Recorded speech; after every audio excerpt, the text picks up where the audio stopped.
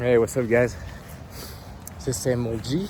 It's been a long time, and it's getting cold in these parts, and I'm on my way. I'm on my way to work, and there's not so much traffic at this time. It's kind of early. I've been struggling with some insomnia lately, so you know when you you can't sleep, and so the only thing there's left to do is just get out the bed and go about your day until you get so tired and you don't have any other choice but to sleep. Anyway, so that's what I'm doing. So there's not a lot of car, and I can speak a little. I have a lot on my mind about this conversation. I'm really late on the conversations. The conversation about consent, fragmentation of the culture, intersectionality, and that free PDF that has been produced by Monte Cook Publishing. I don't know if that's the name, but anyway, that I know it's not written by him, but anyway. So the whole idea. So this is this is going to be a video response to Gunslinger. He made like 2 videos, about the topic, and I think it was 2 weeks ago, and I just just find out about it, and so there's so much to be said. I don't want this video to become political, and I'd like it not to be too long, but it's gonna be long. All right. So first thing first. I mean, let's cover politics. The whole idea with consent in the 21st century so far, in the context of fragmented societies, like we get in the West, where intersectionality and identity wars and all that has been bread and butter of the politicians. What it creates is really fragmented societies, and so Gunslinger is quite clear in his description of it. I mean, it's so like for just a few examples, I am a black female Muslim single mother student, so I have all these categories, these umbrella terms to fragment my identity. Or I am gender fluid, white Christian conservative, climato-sceptic. I have all these layers of me, who I am, what I do, the way I see the world, my place in it, and all that. So this is this kind of politics, this kind of ideology of fragmentation is really paradoxical. There's a huge paradox at the bottom of this, and Gunslinger expressed it clearly. And I will just try to make it trying to do a synthesis here. Basically, is like, okay, so people are saying like, being different is important, individualism is great, fragmentation and diversity is great. Of course, it's great, but it's contradictory to inclusivity. It's a paradox. So stuff like, for example, cultural appropriation. Okay, so cultural appropriation is this new idea. Well, new. It's a concept that's been used like for the last couple of years. It's the idea that if people can shout that you trying to appropriate their culture, if you behave a certain way, for example, wearing dreadlocks when you're a white man, for example. So So the whole thing here, what it creates is that it creates a contradiction. It's like, okay, so we are against racism, we are against nationalism, we are against, you know,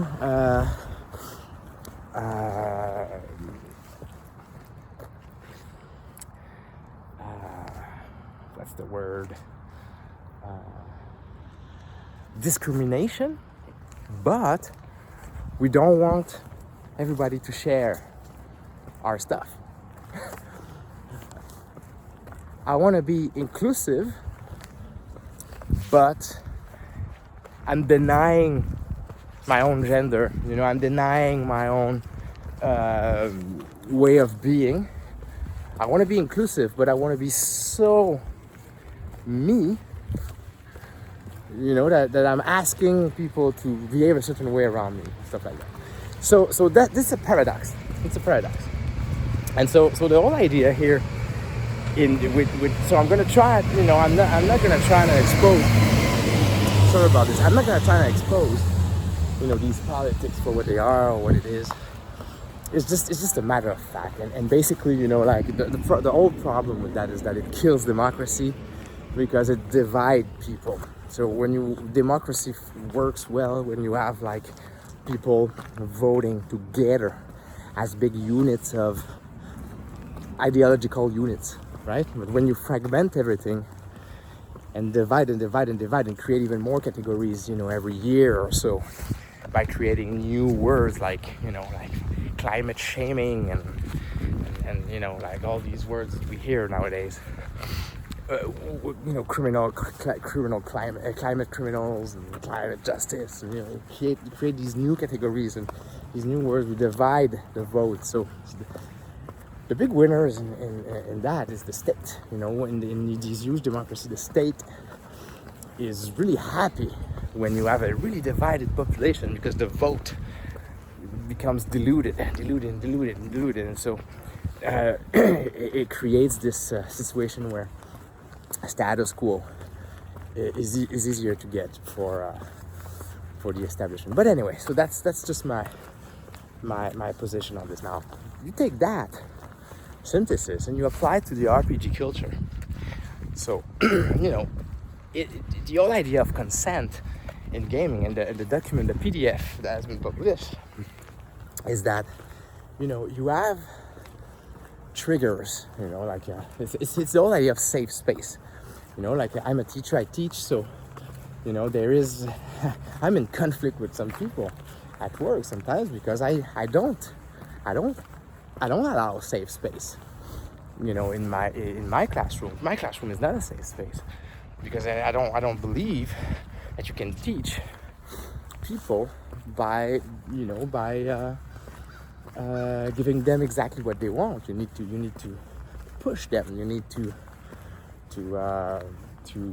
make them think. You need to create controversy. So you don't do that in safe space.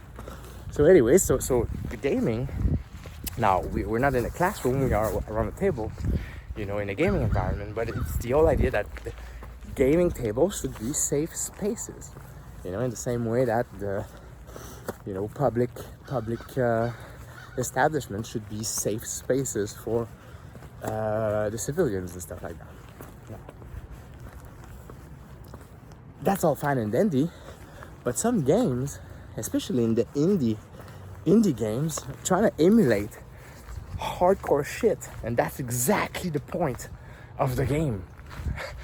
Okay, so, you know, if you take your, you know, your basic generic games like World of Darkness, or no, maybe not World of Darkness, but, you know, some generic like a fantasy like D&D, or just, you know, just a game, a Pathfinder, stuff like that. Take these games, you can play them really casual, where you don't need to fill up a trigger list, because you're just gonna play some classic fantasy trope, you know, that is just, you know, common sense kind of thing, you know, tongue in cheek. But you can play D&D or Pathfinder really, really hardcore with rape scenes and fucking bloody torture scenes and shit like that. So now the trigger list can be a good thing. The problem is that, like Runstenger mentioned, the whole idea of a safe space when you are with a group of friends, it's common sense. So you don't need a list. You don't need a trigger list. You do that in social contract. Session 0. Okay, any topic we don't want to discuss, any this and that we don't want to do, we don't want to go there, here and there. Perfect. And like he says as well, he says, I just need some humanity.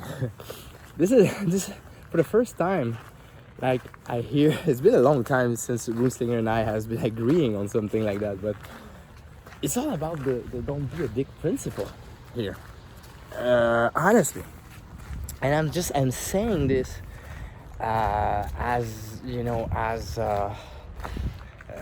the most humble fashion. Like so many times I've mentioned that so many times I've mentioned how I don't understand when you play together as a group of friends.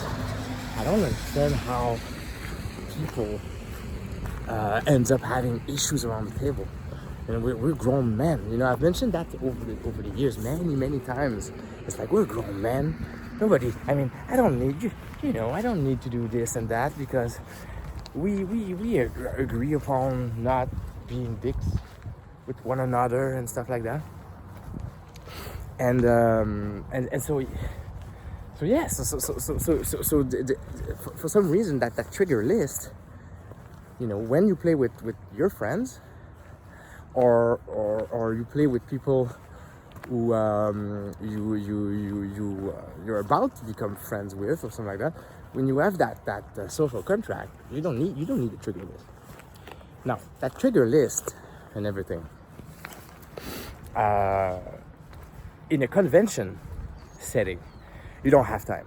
I gotta be honest. I don't remember the way I remember PAX. Games were flash games, like pow. People just sitting around the table, let's play a game. And they gather sheets and pens. And sometimes people pass by like, hey, wanna play a game? People just sit and they play. So there's no time to start filling up a sheet and filling up a consent sheet and shit like that. It's too fast. So I was thinking, like, what would be the appropriate, situation to fill up a sheet? Well, a good example that because I'm not against that sheet. I don't care.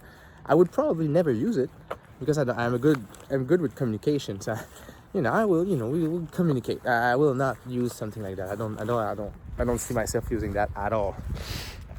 Just because I don't need it, because I can talk to people. I talk to the players. But But I was thinking about a situation. Let's say, for example, you work in an office, 9 to 5, 40 hours a week, in a building downtown a big city. And these people commute from all around, these are friends. You don't have time to see them outside, but you see them at work. And you have cigarette breaks with them, coffee breaks with them, you eat with them, you talk with them every day. They know your family and they never see your family and stuff. So they're work friends, but you can be around these people for 20 years. And those people you see more often than your own child for sometimes, right? Let's say you're in that context. And so in that context, what you do, you talk about role-playing games at the table, and one day people say, hey, let's do it. Let's have like one session over Skype or after work. If we have time, 1 hour or a couple hours after work on every Thursday. The schedule is good. Now, what's interesting here in this situation is that these people kind of work. So you say, okay, so before we get started, just want to make sure we don't know we know each other on a professional level. We don't know each other that much on a friendly level. So let's fill up that sheet. See if there is some stuff it can be anonymous. Just mark here and there stuff you don't want to talk about or stuff you're not comfortable with. And then you gather the sheet. In your preparation as a GM. Okay, and then you talk. And then you see, and then because you're gonna see them every day. These people are co-workers. It's gonna make sense that you take the time to fill up a form and discuss this and that and grow and you know, and get to know the people and all that. But you know, and it makes sense. You don't want to trigger nobody because you're gonna see them the day after, you know. And so in that kind of environment, I would see it would make sense to use that. Now, Runslinger mentioned that maybe this publishing house, you know, the Monte Cook, I don't know if it's called Monte Cook Publishing, or I don't know the name, but he saw there a possibility of marketing, you know, marketing use of political stuff. So it's basically like, you know, what you do is like you want to attract people to your games, you know, by having a, you know, creating a document, you know, that's gonna be Google friendly, you know, consent gaming, boom, first thing that comes out, oh, here's a list of games, here's a list of stuff, oh, here's a list of cool stuff where you can apply that thing, you know. And so obviously, you know, some people saw that, and I mean, what can we say about that? Obviously people want to make money, obviously people want to attract attention, but at the same time, someone did the work. Now the work is not perfect. I took a look at it. Yeah, obviously it's not perfect, and it's definitely not perfect. And Runslinger mentioned lots of good examples of how it's not necessarily going to be always relevant or thorough. But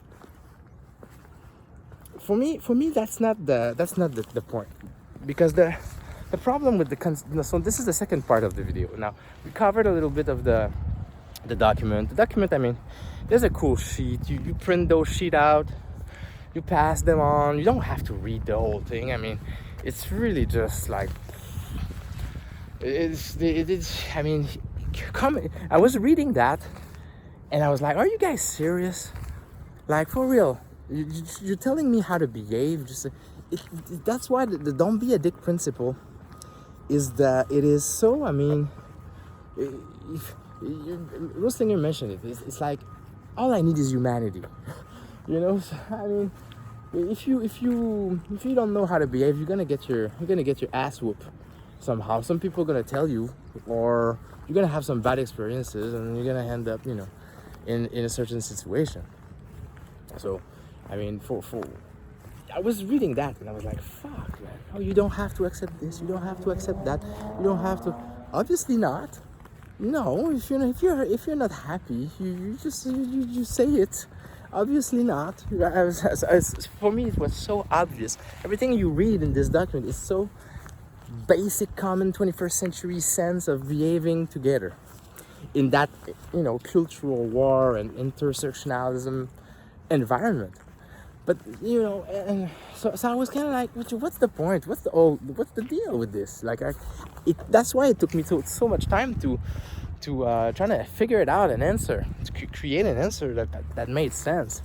I listened to the videos and I agree with him. You know, Runslinger, I agree with everything he says, and it's kind of like what I've been trying to say for quite some times. Whenever I mention the don't be a dick principle, you know, and it's all come down to talk to the player and don't be a dick. Like, the whole idea is so. Anyway, now, leaving that aside, 21st century. So what's the situation? Now, okay, so now we have gamers that are gender fluid. You know, some people, you know, are binary. Some people are male, female. They don't recognize. So you have all these layers. In Canada, we have this new dichotomy. So you have like your biological sex, you have your gender identity, and you have your sexual expression and gender expression. So you have layers like that, and then we also put the two-spirited from the indigenous people in the mix. So what happens is that you can have around your table some people who are, you know, gender fluid. So they feel more women one day, they feel more men another day. So they might gonna show up at the table with different attitudes sometimes, different wardrobe, the way they express themselves differently from time to time. They might gonna be, they're gonna change. They're not gonna be the same all the time.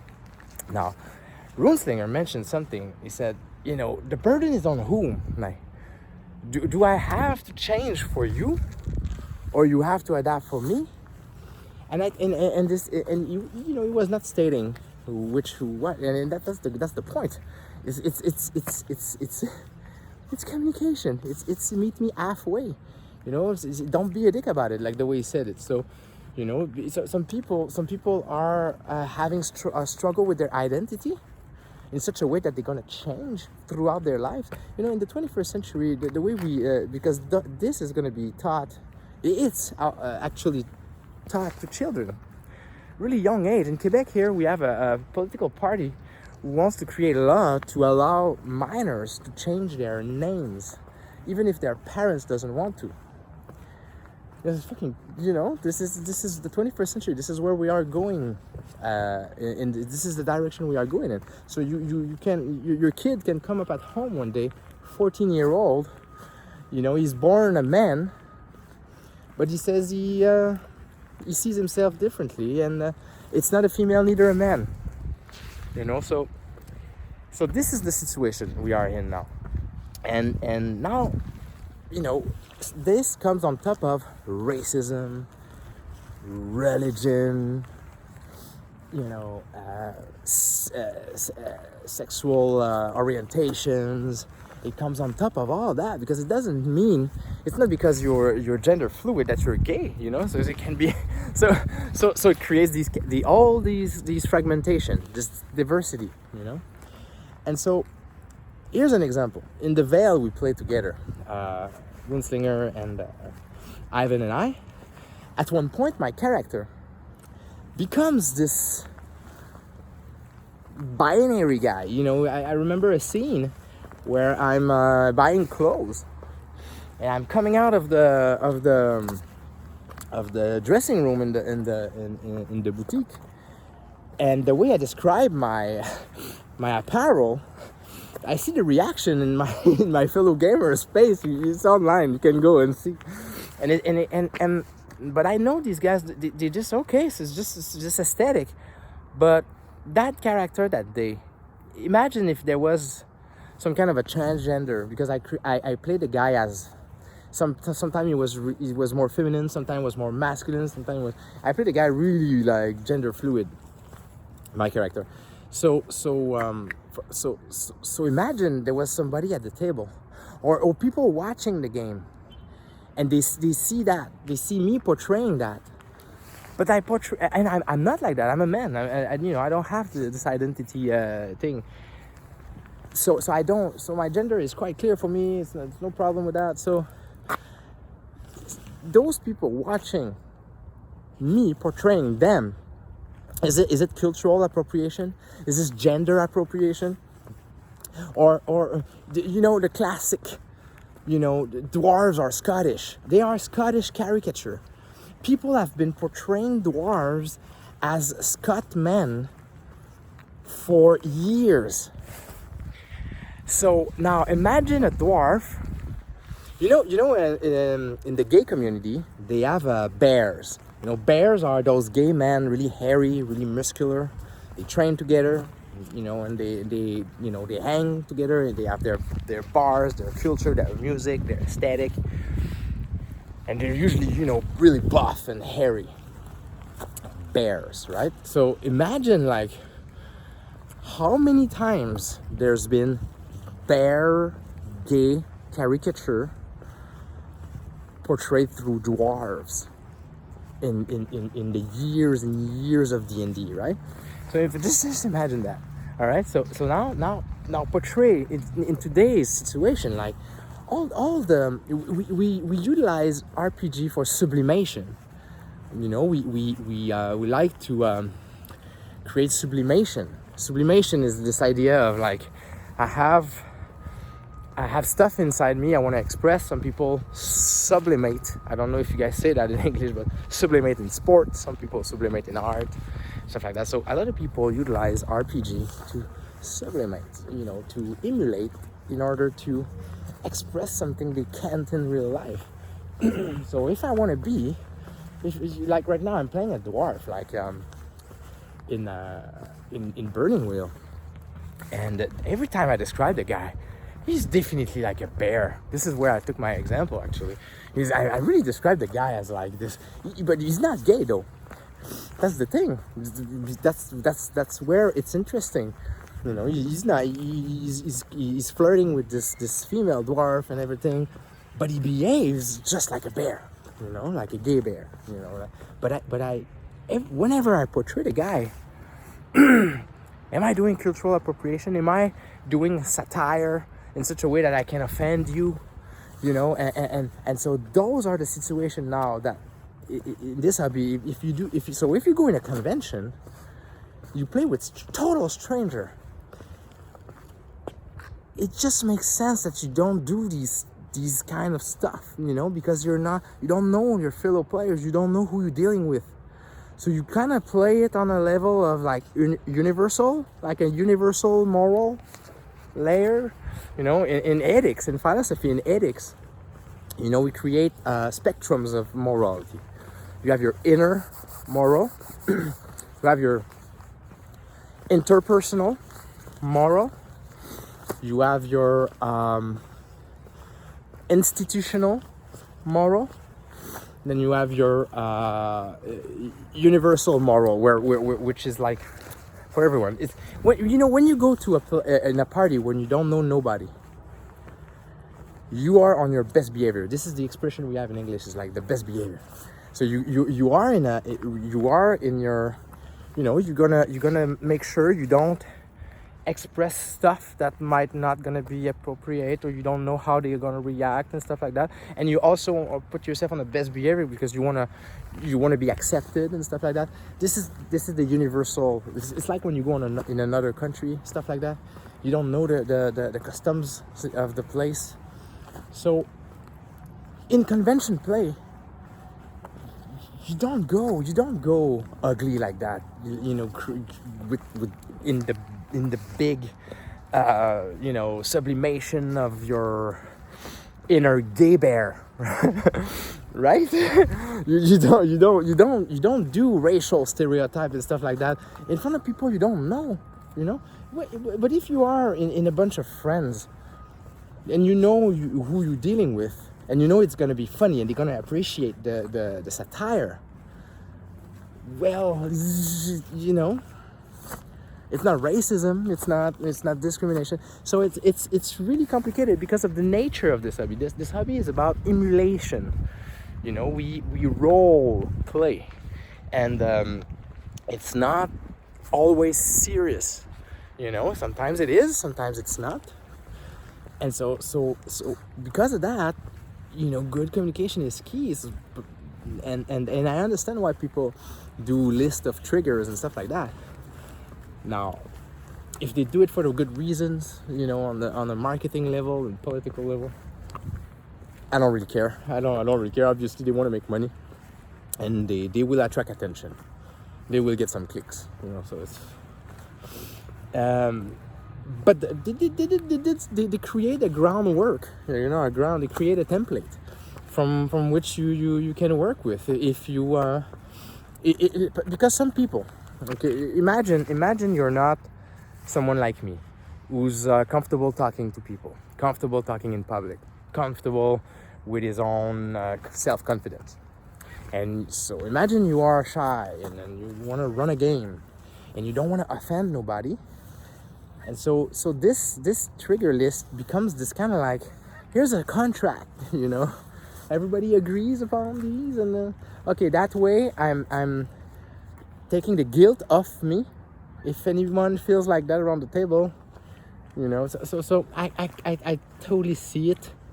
I think it's part of what it is. This new century, this new era, in the midst of these identity wars. All right, so this video has been really long.